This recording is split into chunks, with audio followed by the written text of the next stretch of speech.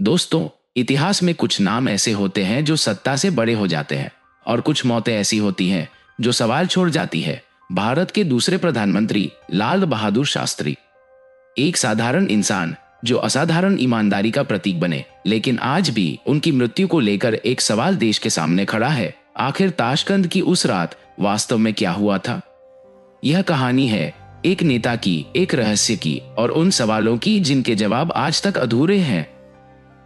लाल बहादुर शास्त्री किसी राजघराने से नहीं आए थे, ना कोई बड़ी विरासत, ना सत्ता की भूख। वे उस पीढ़ी से थे जिसने स्वतंत्रता संग्राम को जिया था, सिर्फ पढ़ा नहीं।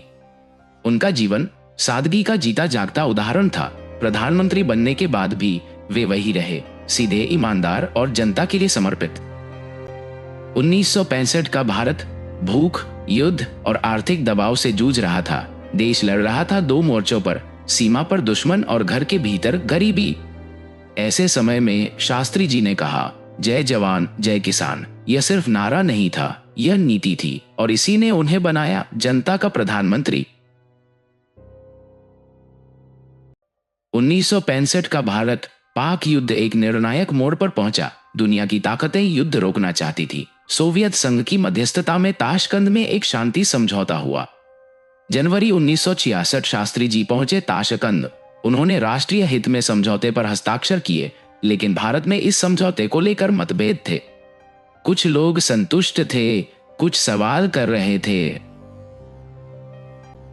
10 जनवरी 1966 ताशकंद समझौते के कुछ ही घंटे बाद लाल बहादुर शास्त्री अपने कमरे में आराम कर रहे थे। रात गहराई, अचानक उनकी तबीयत बिगड़ी।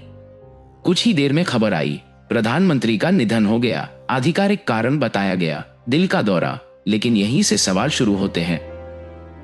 कोई पोस्टमार्टम नहीं हुआ।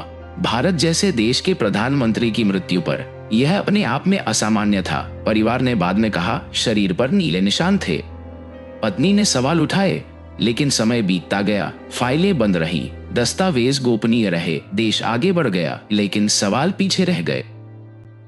आज भी कई फाइलें पूरी तरह सार्वजनिक नहीं है। सरकारें बदली, वक्त बदला, लेकिन ताशकंद की रात धुंध में छिपी रही। क्या हुआ था, किसी के पास पक्का जवाब नहीं। इतिहास की यह चुप्पी और भी सवालों को जन्म देती है।